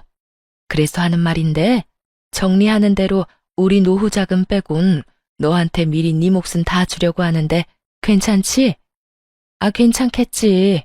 우리가 네 돈 뺏는다는 것도 아니고 준다는데 너가 안 괜찮을 리가 있겠어? 놀랐어요. 갑자기 재산을 준다니까 놀라울 수밖에요. 아, 잠깐만. 무슨 재산을 1, 2만 원 용돈 준다는 듯이 간단하게 넘겨주는 거야. 난 아직 마음의 준비가 되지 않았다고. 돈 받는데 무슨 마음의 준비? 남들은 못 받아서 안달이라는데 넌 무슨 애가 이리도 욕심이 없어? 욕심이 없는 게 아니라 상황이 그렇잖아. 아빠나 엄마는 아직 정정한데 재산 정리를 왜 벌써 해? 그러지 말고 다 가지고 있으면서 하고 싶은 거, 먹고 싶은 거 다 하면서 살면 되지. 우리 건강한 거 우리도 잘 알고 먹고 싶은 거, 하고 싶은 거 할 돈은 빼고 주는 거니까 그런 걱정도 하지 말고. 우리 이제 골치 아픈 건 생각 안 하고 살고 싶어서 그래. 오죽했으면 다 정리하고 시골 가서 산다는 마음을 먹었겠니? 돈 가지고 있으면 또 투자하고 싶고, 투자하다 보면 사업하고 싶고. 그렇게 되면 네 아빠가 시골까지 가서 가만히 쉬고 있겠니? 그러니까 네 아빠 쉬게 만드는 길이다 생각하고 받아. 노후엔 나도 네 아빠랑 오붓하게 조용하게 좀 살아보자, 딸. 이렇게까지 말씀하시는데 어쩔 도리가 없더라고요. 사실 돈을 달라는 것도 아니고 준다는데 싫은 것도 아니었고요. 결국 전 부모님의 뜻에 따르기로 했고, 부모님은 빠르게 자산들을 정리하기 시작하셨어요. 재산이 좀 된다는 건 알고 있었지만 부모님이 마음먹고 정리를 시작하니 동산, 부동산, 현금 자산까지 80억 가까이 되더라고요.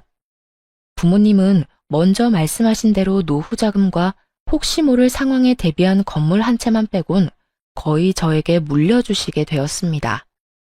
이러한 과정에서 남편도 자산 규모와 함께 그 큰 금액이 저에게 들어온다는 사실을 알게 되었고, 저보다 더 들떠한다 싶더니 점점 변해가기 시작하더라고요. 아무래도 들뜬 남편의 행동이 위험하다 싶었는데 결국 남편은 사고를 치고야 말았습니다. 대기업을 다니던 남편은 대출이 잘 나왔는데 어느 날부터 제게 묻지도 않고 대출을 턱턱 내서 돈을 쓰고 다니기 시작하더라고요. 그런 행동의 시작은 차였어요. 어느 날은 저에게 묻지도 않고 외제차를 떡하니 사와 저에게 당당하게 그 대출금을 갚아달라고 하는 것이 아니겠어요? 여보, 이것 봐라. 나 차 바꿨어. 어때? 죽이지? 죽이지 않냐고 묻는 남편을 보며 정말 그 입을 틀어막아 죽여버리고 싶더라고요. 남편이 원래 타고 다니던 차도 멀쩡했는데 저에게 상의 한마디 없이 한두 푼도 아닌 차를 떡하니 사왔으니 이런 마음이 드는 것도 무리는 아니었죠. 갑자기 차를 바꾸긴 왜 바꿔? 전에 타던 차도 멀쩡했잖아. 아니, 무슨 돈으로 바꾼 거야? 당신한테 이렇게 큰 돈이 어디 있다고? 나한텐 없어도 당신한테 있잖아. 일단 대출 내서 샀지. 그러니까 당신이 좀 갚아줘. 나 이 차 사는 게 내 꿈이었단 말이야. 내 소원 들어준다 치고, 응? 응? 당신이 안 갚아주면 나 월급 통으로 대출금 갚아야 해. 도와줄 거지? 갚아줄 거지. 당신한텐 이 정도 돈이야 껌이잖아. 정말 절도 한숨이 다 나오더라고요. 정말 내가 알던 남편이 맞는 것인지, 내가 사랑했던 남자가 이렇게 철이 없던 남자가 맞는 것인지, 오만 가지 생각이 스치며 한숨이 끊이지 않고 나오더라고요. 그 돈이 어떤 돈인데 그걸 이딴 식으로 쓰라고? 당신 제정신이야? 꼭 필요한 것도 아니고 사치나 부리라고 우리 부모님께서 돈 준 줄 아냐고. 애도 아니고 한두 푼짜리도 아닌 차를 충동적으로 사면 어쩌겠다는 거야? 생각이 있어 없어? 내가 오죽 갖고 싶었으면 이렇게까지 했겠어? 그러지 말고 자기야, 한 번만, 딱 한 번만 도와줘. 앞으로 이런 일 절대로 없도록 할게. 응? 아, 이번이 처음이자 마지막이야. 한 번만 더 이딴 식으로 행동했다간 정말 국물도 없어. 응, 물론이지. 여보 사랑해. 생각 같아선 차고 남편이고 확 반품을 해버리고 싶은 심정이야 굴뚝 같았지만 그때까진 이혼 생각이 전혀 없었기에 다신 이런 일 벌이지 말란 경고만 하고 대출금을 갚아주게 되었습니다. 지금 생각하면 제가 참 한심하지만 그땐 돈보단 남편이 더 중요하다는 생각이 컸던 것 같아요. 미련스럽게도 말이죠. 마지막이라고 했던 남편은 점점 씀씀이가 해퍼진다 싶더니 어느 순간부턴 생활비마저 주지 않더라고요. 여보, 이번 달 생활비 또 안 들어왔더라? 왜 나한테 생활비 안 줘? 요즘 힘들어? 당신 재산이 얼만데 고작 월급쟁이 월급을 달라고 그러냐? 혹시 이런 거 아시나요? 할 말은 수도 없이 많은데 말문이 턱하니 막혀버리는 상황. 남편은 한결같이 월급쟁이 월급이라는 대답을 하며 저를 쪼잔한 사람으로 몰아갔고, 저는 그런 남편을 보며 할 말은 많았지만 말문이 막혀 말이 나오지 않더라고요. 거기에다 싸우고 싶지 않은 마음도 컸던 터라 굳이 입을 떼지도 않았고요. 하지만 그런 날이 많아지면 많아질수록 저는 점점 더 지쳐만 갔고, 남편의 변화가 더는 제 선에서 감당할 수 없다는 생각이 들기 시작하던 어느 날이었어요. 몸도 마음도 많이 지쳐 집에서 쉬고 있는데 시모에게서 전화가 오더라고요. 아가, 다음 주 토요일에 너도 올 거지? 우리 이사하는 날 말이야. 네, 어머님? 이사하세요? 저는 정말 몰랐던 사실이라 깜짝 놀라며 되물었고, 저의 물음에 시모는 더 의아하다는 듯 저를 충격에 빠뜨리는 말들을 하기 시작했어요. 다 알면서 왜 모른 척이야? 네가 가지고 있는 반포 아파트, 거기 우리가 들어가서 살기로 했잖니? 네 남편이 계약 기간 다 끝났으니까 들어가서 살라고 했잖아. 너도 허락했다고 하던데 혹시 잊고 있었니? 넌 젊은 애가 어디 정신을 빼놓고 살길래 그런 걸 잊어. 하여튼 네 시누이 좋아서 입이 귀에 걸렸다. 그렇지 않아도 아파트 노래를 부르더니 드디어 주택에서 벗어나 아파트에서 산다고 말이다. 하여튼 토요일에 올 거지? 와서 정리 좀 도와. 포장이사라고 해도 그 사람들이 뭐 제대로나 하겠니? 이게 무슨 소리인가 싶더라고요. 제가 투자 목적으로 사뒀던 아파트에 시모가 들어가서 산다뇨. 심지어 저는 세입자가 나가기로 한 것조차 모르고 있었는데 이게 다 무슨 소리인가 싶어 남편에게 전화를 걸었습니다. 이게 다 무슨 소리야? 어머님이 왜 반포 아파트로 이사를 가? 그거 이야기한다는 걸 깜빡했네. 몇 달 전에 당신 씻고 있을 때 당신 휴대전화로 세입자한테서 전화가 왔더라고. 연장하고 싶은데 어떻게 생각하시냐고. 그 순간 우리 식구들이 생각나지 뭐야? 엄마도 그렇고 여동생도 그렇고 아파트 사는 게 꿈이라고 했거든. 그래서 연장은 힘들 거라고 하고 식구들한테 그 집 들어가서 살라고 했어. 그러니까 당신도 그렇게 알고 돌려줄 보증금 준비해놔. 알겠지?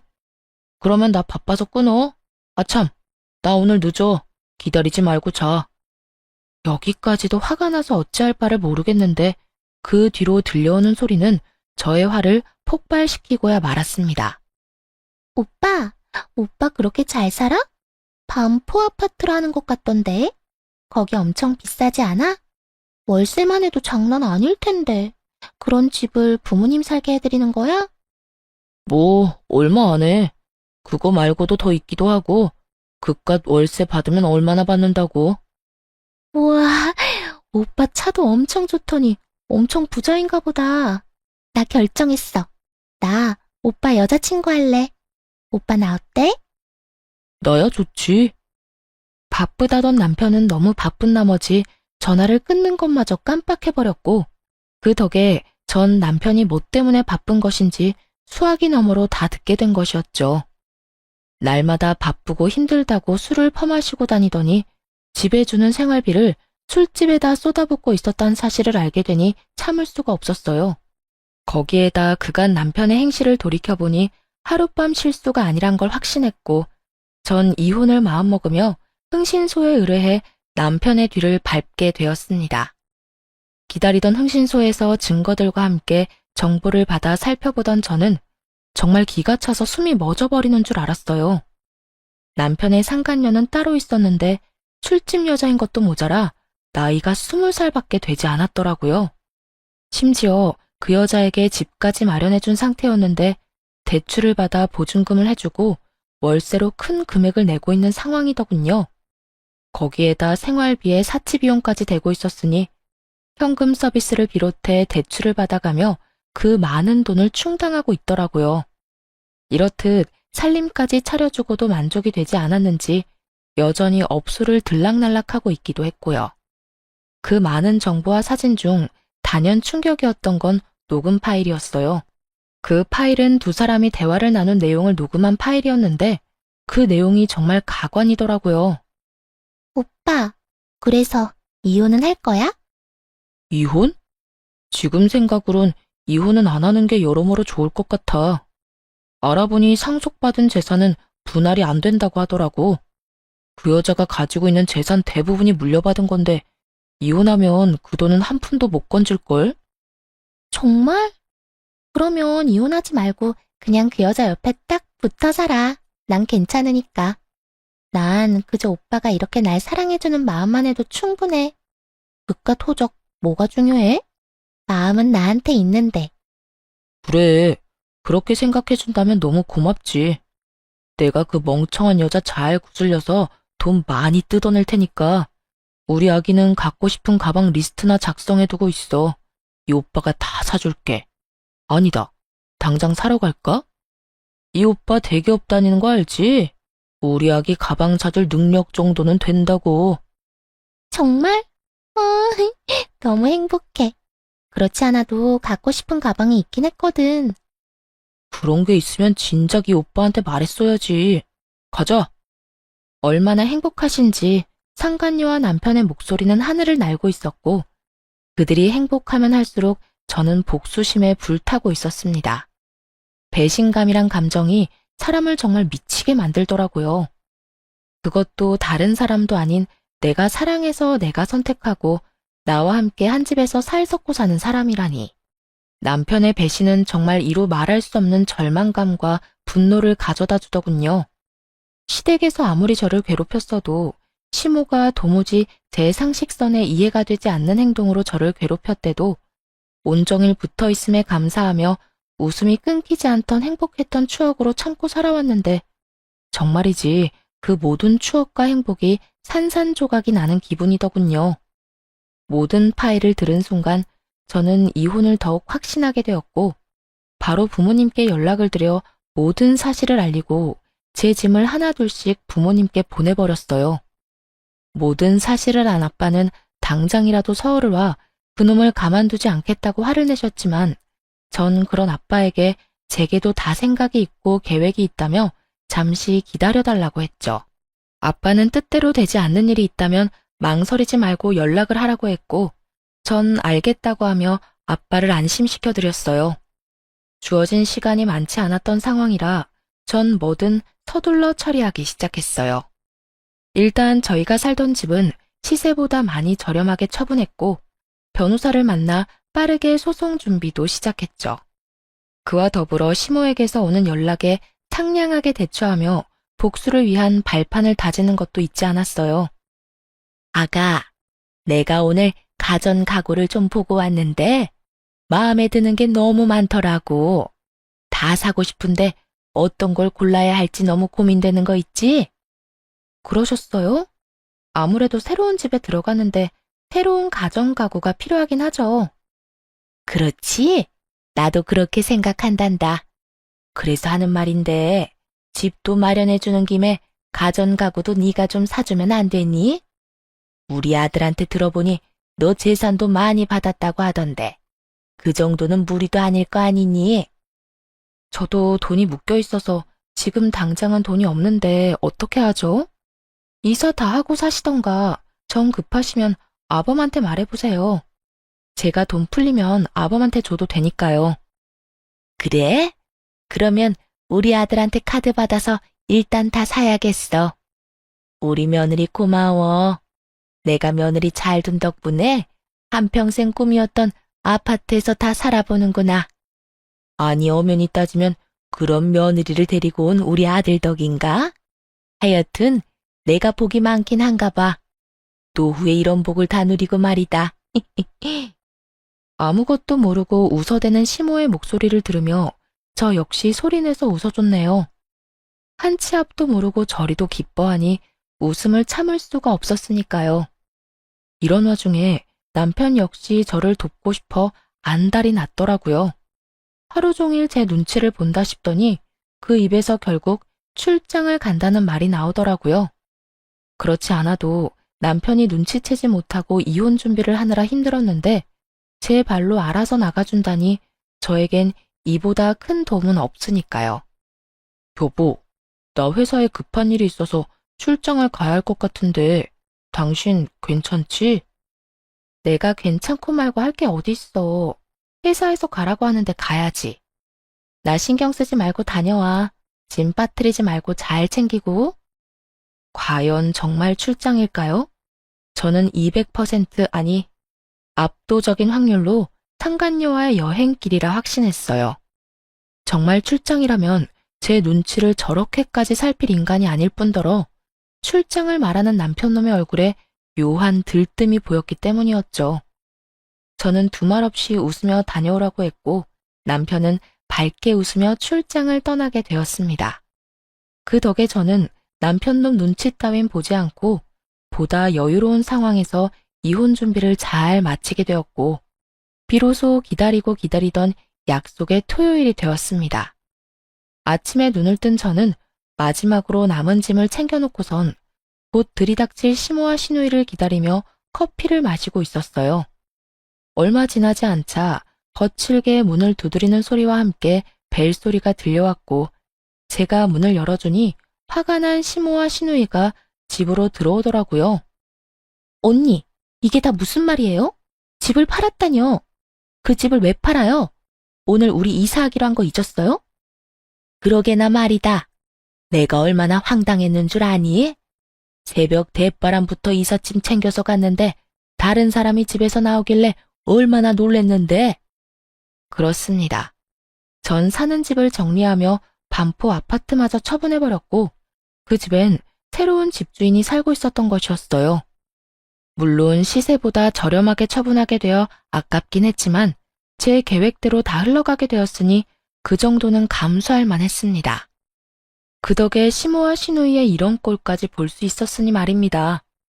시모와 시누이는 당황스러움과 혼란스러운 현실 앞에 얼굴을 붉히며 저에게 따지고 들었고 전 마시던 커피를 마저 마시곤 두 사람 앞에 섰습니다. 그 집 판 거 맞아요. 내 집 내가 처분하겠다는데 두 사람이 왜 이 난리예요? 그걸 몰라서 물어요? 그 집 우리가 들어가서 살기로 했다고요. 우리 오빠가 그 집 이제 우리 집이니까 들어가서 살면 된다고 했다고요. 그런데 그 집을 팔면 어떻게 해요? 어떻게 하긴 어떻게 해. 길거리에 나앉는 거지. 아직도 상황 파악이 안 되니? 나 잘난 네 오빠랑 이혼할 거야. 이혼할 판국에 전 남편 식구들 살라고 월세 꼬박꼬박 나오던 집 비워주는 머리 빈 여자가 어디 있니? 뭐라고요? 이혼이요? 갑자기 무슨 이혼이에요? 그런 말 없었잖아요. 갑자기 이혼이라. 그래, 나도 갑작스럽긴 하다. 네 오빠가 바람 피우는 걸 갑작스럽게 알게 돼서 나도 좀 서두를 수밖에 없었거든. 시모와 시누이에게 청천벽력과도 같은 말이었겠죠. 이제야 낡아빠진 주택을 벗어나 넓고 깨끗한 아파트에서 살게 됐다고 신나서 이삿짐까지 꾸려왔는데 눈앞에서 꿈이 사라졌으니 그 충격 말로 다 할 수 없는 상황 아니겠어요? 두 사람은 현실을 부인하고 싶은 듯 자신의 오빠는 자신의 아들은 절대 그럴 리가 없다며 도리어 제가 오해한 것이라고 우겨대기 시작했어요. 오빠가 바람이요?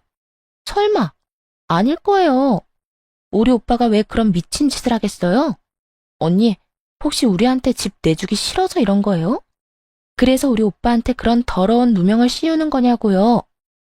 그러게, 우리 아들은 절대 바람 같은 거 피울 애가 아니다. 네가 뭔가를 크게 단단히 오해하고 있는 걸 거야. 내 아들 내가 잘 아는데 절대 그런 추잡한 짓거리나 하고 다닐 애 아니다.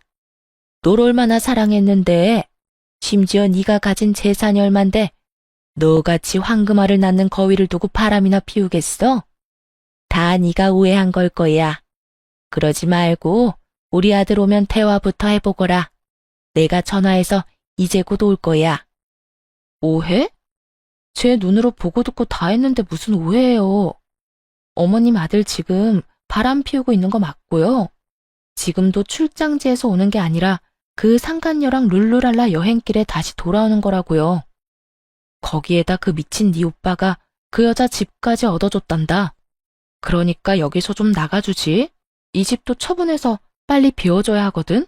제 말에 시모와 시누이는 믿을 수 없다는 듯 그 자리에 주저앉아 아파트 타령을 끊임없이 중얼이기 시작했어요.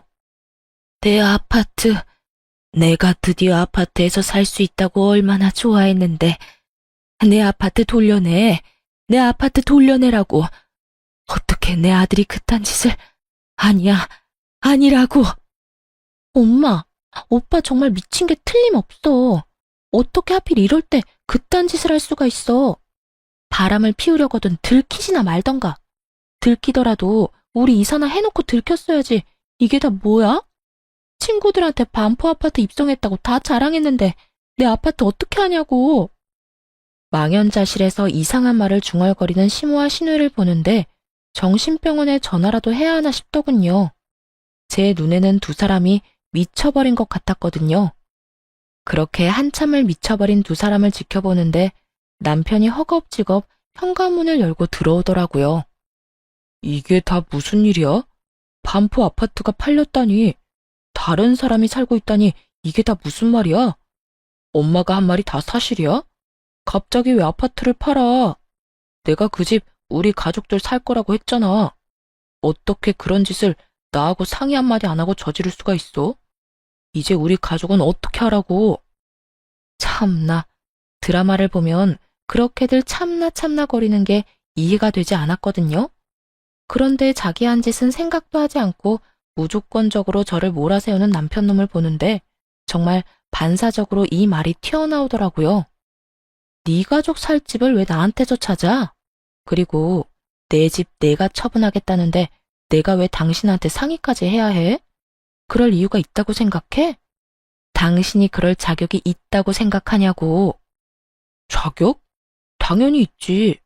내가 당신 남편인데 당신 재산이 다 내 재산이지. 부부 사이에 섭섭하게 네 재산, 내 재산 성 갈라 관리할 거야?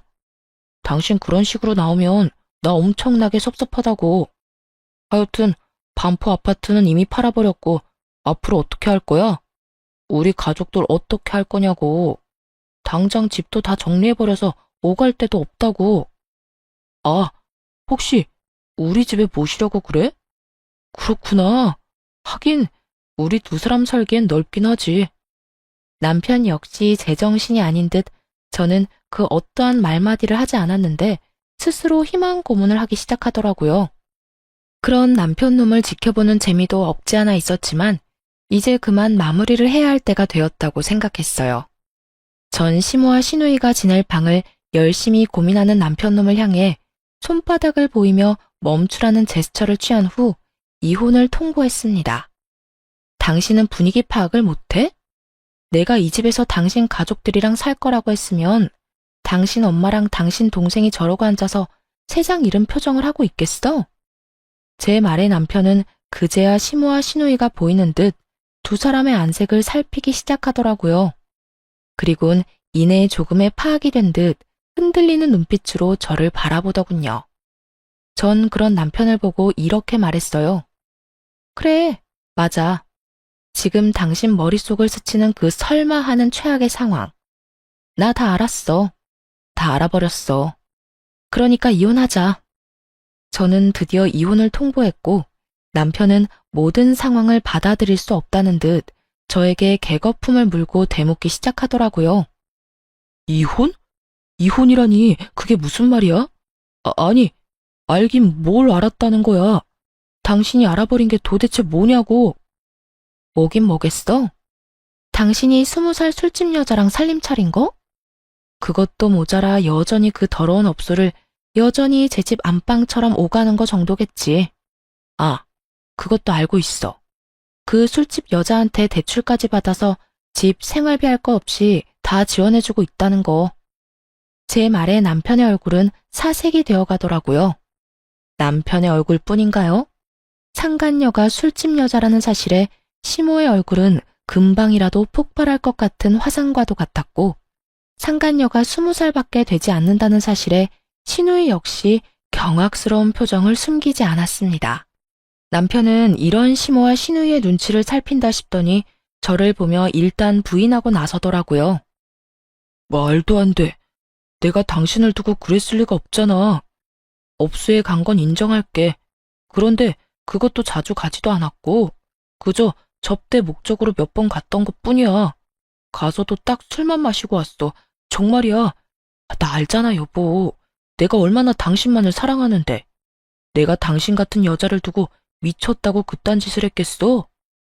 저는 그 순간 흥신소에서 받은 녹음 파일을 틀어버렸고 남편과 상간녀의 목소리가 온 거실 안을 가득 채워나갔습니다. 두 사람의 대화가 이어지는 동안에 시모와 신우이의 한탄스러운 탄성이 끊이지 않았고 대화가 끝이 나자 남편은 금방이라도 울 것 같은 얼굴로 저를 보더라고요. 여보, 이게 다 어떻게 된 거냐면 내가 다 설명할 수 있어. 조금만 내 생각이 정리될 때까지 기다려줘. 내가 지금 너무 많이 놀라서 말이 생각이 안 나서 그래. 무어라 할 말이 없었겠죠. 이렇게 빼도 박도 못하는 상황에 무슨 할 말이 있겠어요? 남편의 머리 굴리는 소리가 온 거실을 채우는 듯했고 전 그런 남편을 비웃어주며 말을 했어요. 얼마나 다행스럽던지. 내가 혹여나 당신한테 내가 가진 돈이라도 줬더라면 그년 집, 생활비, 심지어 가방까지 그 모든 걸 내 돈으로 해결했을 거 아니야? 대충 내가 알아본 것만 해도 대출금이 어마어마하던데 도대체 어떻게 해결하려고 겁도 없이 대출을 그렇게나 받았대? 아무리 대기업이 좋다지만 그 정도까지 감당할 능력이 된다고 생각해? 너 이제 끝이야. 퇴직금 탈탈 털어넣어도 대출금 상환은커녕 내 위자료도 못 줄 거라고. 현실적인 액수들이 제 입에서 쏟아져 나오고 남편은 그제야 자신이 무슨 짓거리까지 하고 있었는지 깨달은 듯 자리에 무릎을 꿇고 앉더라고요. 맥이 다 풀려버린 듯 그대로 무너진 남편 놈은 자기 머리를 잡아 뜯더니 아주 생각나는 대로 짓거리더군요. 여보, 제발 한 번만 용서해줘. 내가 정말 미쳤었나 봐. 내가 없이 살다가 갑자기 그렇게 큰 돈이 당신한테 생겼다고 하니까 그 돈이 마치 내 돈처럼 느껴지면서 정신이 나갔었어. 내가 당신한테 그러면 안 되는 건데. 그 순간에는 내가 그런 사리분별을 할 정신조차도 없었다고. 그러니까 나 한 번만 용서해주면 안 될까? 우리 집엔 아무것도 안 해줘도 돼. 그냥 나 하나만 좀 용서해줘. 나 당신 없이 못 사는 거 알잖아. 당신도 나 사랑하잖아. 아니, 사랑했잖아. 우리 행복했던 순간도 많았잖아. 그러니까 그 추억 떠올리면서 나 한 번만 더 받아줘. 응? 행복했던 순간이라고 하더라고요. 그 행복했던 순간을 산산조각 내 두 번 다시 떠올리게 만들고 싶지도 않게 만든 사람이 누군데 감히 제 앞에서 그 순간을 들먹거리다니. 저는 그 순간 남편 놈이 용서가 되지 않았고 그대로 제 앞에 무릎을 꿇고 앉은 남편의 뺨을 때려버렸어요. 그리고는 외도 사진들을 던져주며 이렇게 말했습니다. 용서? 이딴 걸 다 봐버렸는데 넌 용서가 될 것 같아? 넌 내가 정말 우습구나. 이 와중에 용서란 단어를 입에 올리는 걸 보니까 말이야. 그리고 어디서 감히 추억을 들먹여?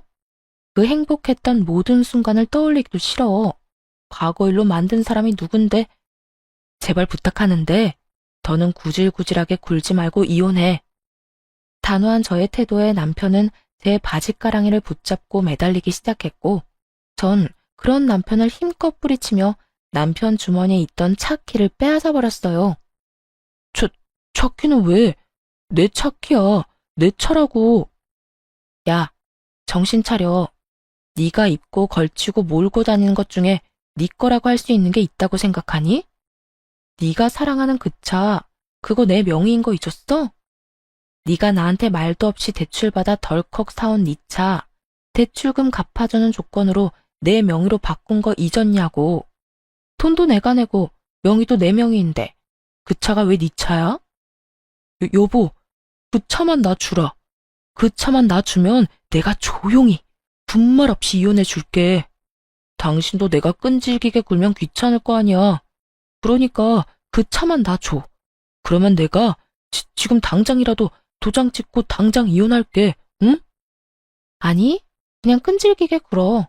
난 전혀 귀찮지 않아.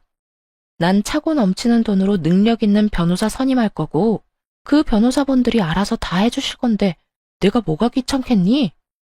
그러니까 너도 없는 살림에 변호사 선임 잘해서 소송 잘 해내. 기대할 테니까. 저는 그대로 집을 나와버렸습니다. 그 후 진행된 이혼은 결혼과는 달리 순조롭게 진행되었어요. 워낙 증거가 확실했던 터라 이혼은 당연했고 그만큼 위자료도 받을 수 있었죠.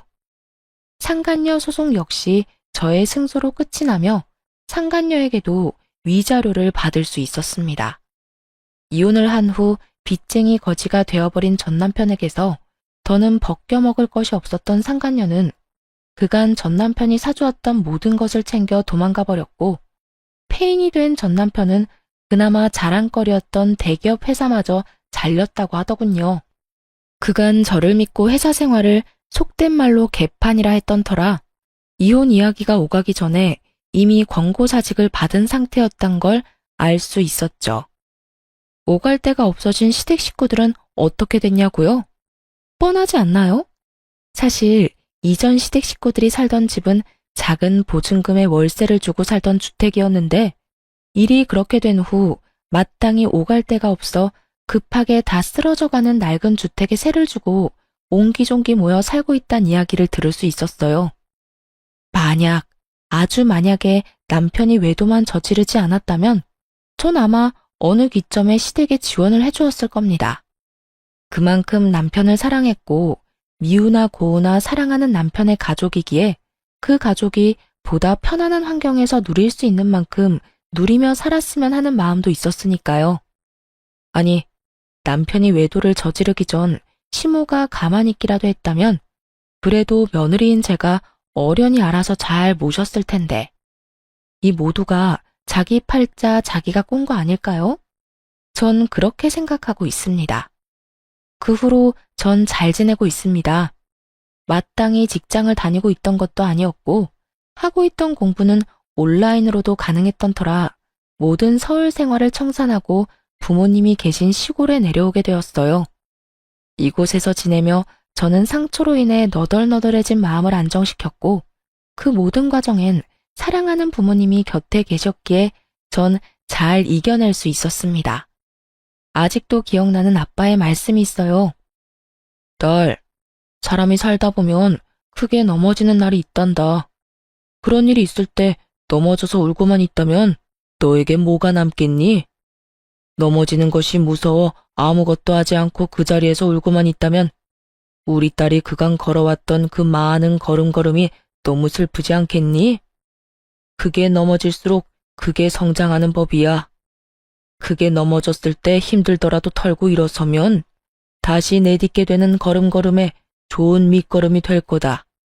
그러니 지금 많이 슬퍼하되 털고 일어날 땐 그 슬픔도 다 털고 가벼운 마음으로 크게 한 발 내딛거라. 알겠지? 전 아빠의 말씀대로 슬픔도 아픔도 다 털어냈고 다시 한 발 내딛게 되었습니다. 힘든 만큼 공부에 집중했고 그 결과 공인중개소를 열게 되었어요. 사실 제가 하던 공부는 공인중개사 공부였는데 평소 땅에 관심이 많기도 했고 직장 생활보단 그쪽이 더 저에게 맞는 것 같아 시작한 공부였어요.